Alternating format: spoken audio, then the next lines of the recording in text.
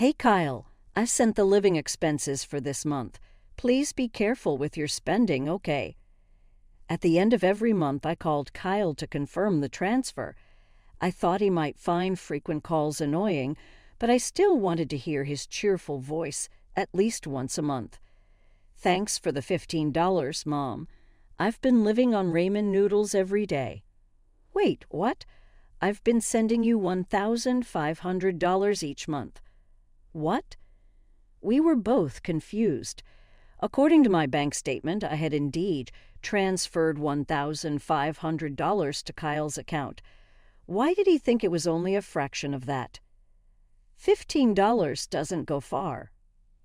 But Kyle, isn't your company struggling right now? What are you talking about? My company is doing better than ever. I was even thinking about increasing your allowance. Kyle let out a surprised, "Huh." Who told Kyle my company was in trouble? I pressed him for answers, feeling my temper rise. Kyle, I'll handle this. Don't worry. I hung up, determined to get to the bottom of this. I was going to Kyle's place and then we'd go to the police. I had a suspect in mind, and I wouldn't let him get away with it. I'm Monica, a 49-year-old single mother. I divorced my husband while pregnant and have raised Kyle on my own ever since. Thanks to our family business, I managed to work and study hard, ensuring a stable life for us. Kyle never suffered because he had just one parent. Kyle has always been serious, though a bit absent-minded. His grades were always top-notch. When my father fell ill during Kyle's elementary school years, it inspired him to become a doctor. He worked hard and got into a prestigious medical school at the top of his class. I planned to cover his university expenses, but Kyle earned a tuition waiver, which was a huge relief. I'm so proud of his hard work and achievements. The university was a 2-hour train ride from home, so I used the money saved from tuition for him to live near the university. We found a student dormitory where he could stay. It was a bit sad not being able to see his room due to the dorm's rules, but I understood it was part of his journey to independence. For the first few days, Kyle contacted me regularly. After a week, his messages became less frequent, and after a month, I hardly heard from him. I assumed he was busy adjusting to university life and didn't have much time to call. I decided to wait and see, believing no news is good news. A week before the summer break, Kyle finally called. He was excited about his classes, his part-time job, and mentioned he planned to come home for the holidays. Hearing his lively voice was a relief. Kyle asked if he could bring a friend from the dorm who had nowhere to go for the holidays. Considering Kyle's usual shyness, inviting a friend meant they had really hit it off. I agreed without hesitation. Hello. When I saw the friend Kyle brought home for the holiday, I was speechless. I had assumed he would look as reserved as Kyle. However, standing at the front door was a boy with blonde hair and several piercings in both ears. Welcome. Ah, are you Kyle's mom? You're so pretty you must be popular. Well, maybe. Ignoring my discomfort, the friend David made himself at home and sat down on the living room sofa. I wanted to say something about his presumptuous attitude, but I held back because he was a friend of Kyle's after all. During his 3-day stay, David was bossing Kyle around with this and that. It made me anxious, but Kyle didn't seem to mind too much. Hey Kyle, let's hit up the arcade. There's no arcade around here. That's lame. If he was bored, he could just go home. Over these 3 days, I grew to dislike David quite a bit because he was always clinging to Kyle. I couldn't get any time with my son. He was disrupting our precious family time, and frankly, I wished he would just go home. In the end, David didn't just stay for 3 days. He stayed until Kyle left, and I didn't get any time with Kyle at all. After they returned to the dormitory, Kyle's calls became sporadic. Still, I received a thank you for the money and a brief update on his life once a month, so I believed he would be all right since he was almost an adult.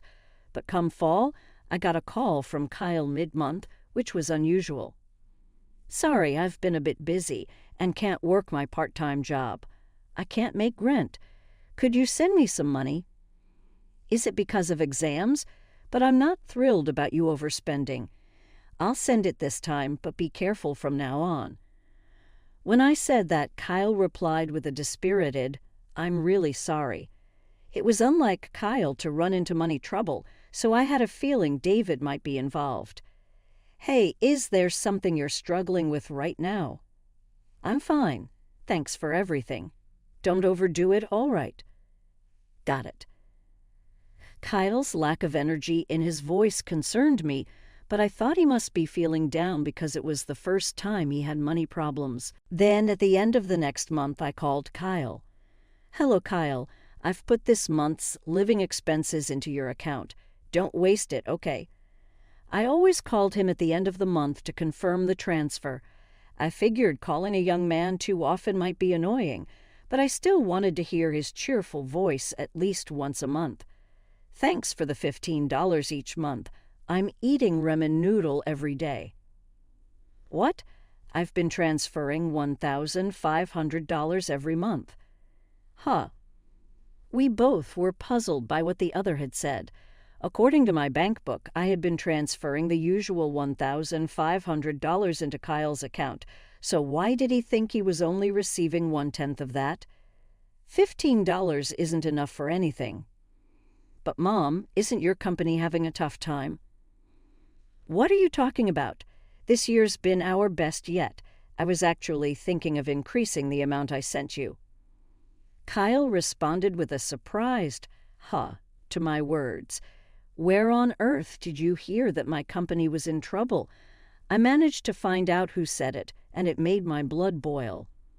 "Kyle, I swear your mom is going to sort this out." I hung up the phone, intent on heading to Kyle's place. Once I pick Kyle up, I plan on going to the police station. The culprit is definitely that guy. I won't forgive him. I took a cab from the nearest station and stopped near the student dorms. Then I called Kyle and told him to sneak out. "Make sure no one sees you, okay?" "Why?" "Just do it."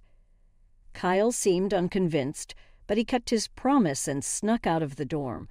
As he turned the corner and approached the car, I nearly screamed, "Mom, it's been a while." "Kyle, what happened to you? To your body?"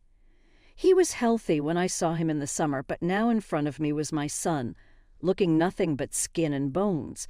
What on earth had happened? I asked Kyle cautiously, "Kyle, you've lost so much weight. What happened?" At first, Kyle said it was nothing, but gradually he began to explain his current situation. "Mom, after I returned from visiting home, you sent me a new bank book for a new account, remember? Since then, the allowance you've been sending has been cut to $15, right?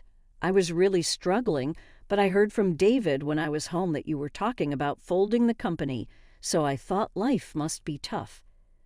I was stunned to hear this. I have no memory of discussing such things with Kyle while he was home. The company has been achieving its best performance this year. I have no intention of folding it. There was something else in Kyle's story that bothered me. "Hey, what new account are you talking about?" "Huh." That's right. I've never created a new account since Kyle was born. Moreover, I've been depositing $1,500 into the same account every month. A horrible feeling came over me. "Kyle, let's go to the police." "The police? Why?" "Because someone might be stealing the money I've been sending to you." When I said this, Kyle's eyes widened in disbelief, but then, as if he realized something, he began to think. Could it be? Kyle's suspicions were probably correct. Thinking of how Kyle has been hurt made my heart ache, but the person responsible for this needs to be held accountable. "Driver, please take us to the nearest police station." Upon my request, the cab started moving. The taxi driver, having overheard our conversation, kindly took us to the biggest police station in town. When we arrived at the police station, I supported Kyle as we entered. Kyle used to be so conscientious about his diet and was in such good shape due to sports, but now he seems even lighter than me. As we walked, tears blurred my vision. The young man at the police station listened to both our stories and offered words of comfort. "First, you've done well to endure through tough times," he said, and Kyle started crying as if a dam had burst. "It turns out we've had similar complaints from this student dorm area lately." "Really?" "According to the police officer, in the last month there have been about 3 families who have come with complaints similar to ours, and all of them unanimously pointed to a person named David as the culprit." "Is the person you're talking about by any chance David?" I asked, and the police officer sighed and nodded. Kyle was looking down beside me. He probably suspected it, but really hoped it wasn't true. I put my hand on Kyle's back and looked at the police officer. "Is there an ongoing investigation?" After a moment of thought, the police officer took Kyle and me to a separate room. He asked us to file a complaint. Of course, I agreed and immediately filled out the complaint form. After submitting it, an officer sat down with us and explained the current status of the investigation. David was like the contact person, getting close to the victims to obtain their account and PIN numbers to withdraw the funds, and it seems that they are currently investigating whether a certain man is the one receiving the stolen money. I stood up in shock when I saw the photo they presented. "I know this man." "Excuse me?"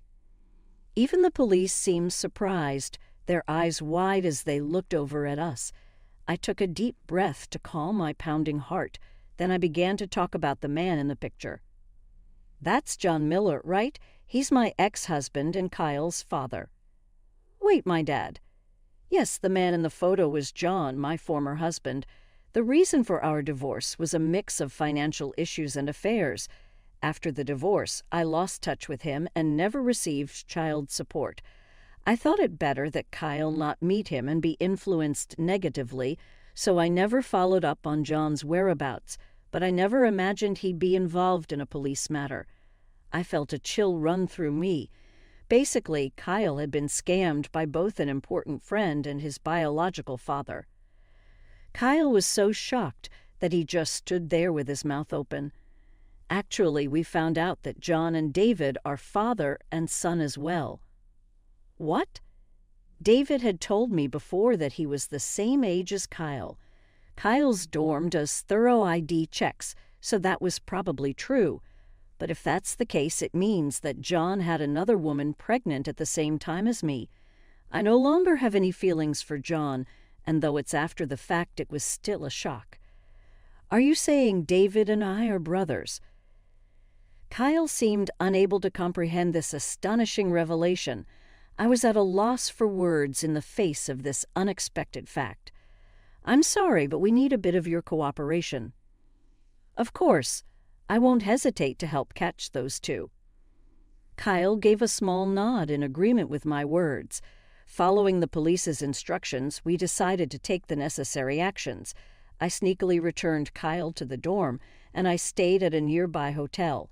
The next day, I waited for the right moment when David was around and called. "Hey, is Kyle doing all right?" Claiming that Kyle was busy washing dishes, I deliberately put the call on speakerphone. From this action, I gathered that David must be nearby. "I've come into a bit of unexpected money, so I'll transfer it to your account. Make sure you use it wisely." "Got it, thanks," Kyle said and hung up the phone. I stopped the voice recorder I had on hand, then I transferred $10,000 to an account under Kyle's name.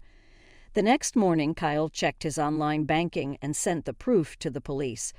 After stopping by a certain place, I went to the dorm with the police.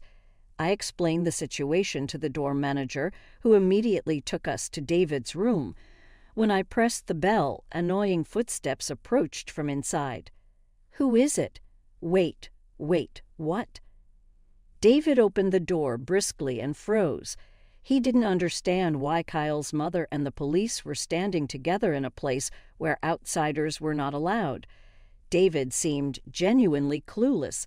I put on a smile for the confused David. "Long time no see, David. I'm Kyle's mom." "What do you want with me, Kyle's mom? And you brought the cops." David looked at Kyle beside me and guessed what we were there for. "We have a warrant and are going to conduct a search now." "I'm really sorry, I have to go out. Can we do this another time?" Without skipping a beat in response to the police officer's words, David tried to forcefully shut the door, but the police weren't about to let that happen. Two men managed to open David's apartment door and started their search. Soon after the search began, there were calls from all around. "Found something." Hearing this, David seemed to slump his shoulders in resignation. Leaving David behind, Kyle and I entered the room. On the table, there were several passbooks and cards, all laid out. Each one was for an account under a different name. Looking at them, my head started to hurt. The cops, with practiced hands, sorted them by name and began snapping photos.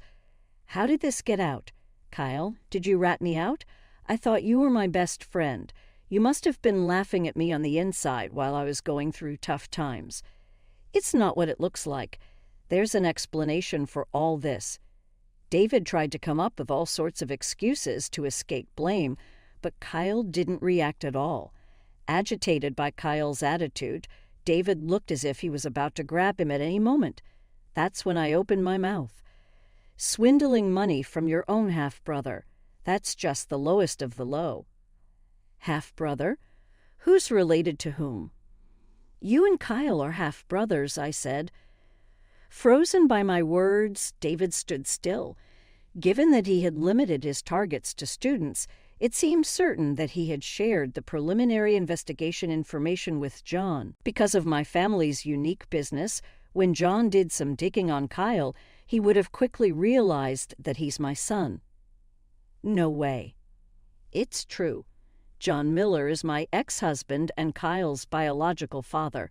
It seems he was having an affair at the same time, though, and that's when you were born." As I said this, David sat down in shock. From the police investigation, I knew that David had a sickly sister. After divorcing me, John immediately married his then-mistress. However, it seems the mistress did not want a boy, so David was neglected and raised haphazardly. As soon as the sister was born, John and the mistress divorced. The sister, being expensive to treat, was taken in by her maternal side, and it seemed David was taken in by John. They met his siblings from time to time, and during those meetings, David had been giving money to his mother for medical expenses.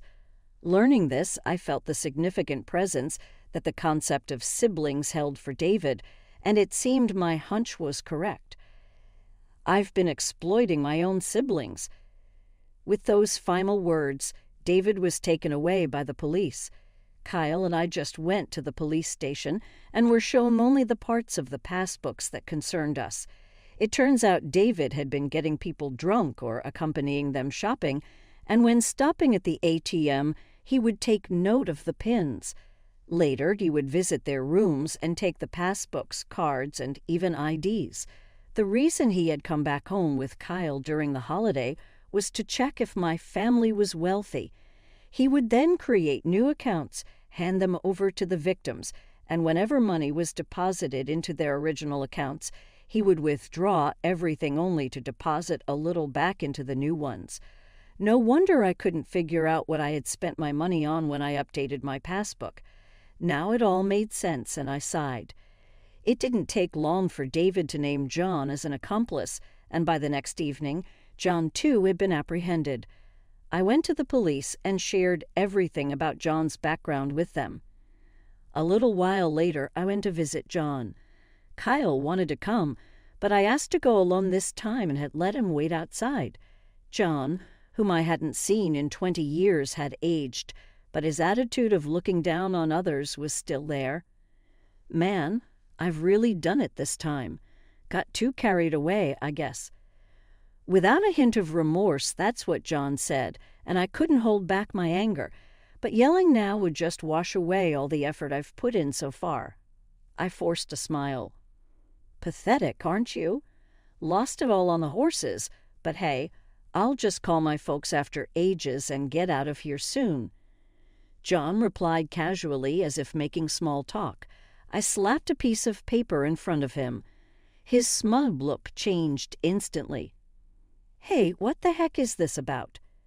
"Oh, that. I told your parents everything about you." His parents, decent folks, kept in touch with me even after our divorce. "They told me to bring this when I said I was going to see you today." "What are you talking about? This is a disavowal letter." John lunged at me from behind the glass. I calmly replied, "You wouldn't understand their hardships, would you? They've been putting off seeing their own grandson, Kyle, because of your mess. You should have let me see him. Don't you dare say that after all you're running away."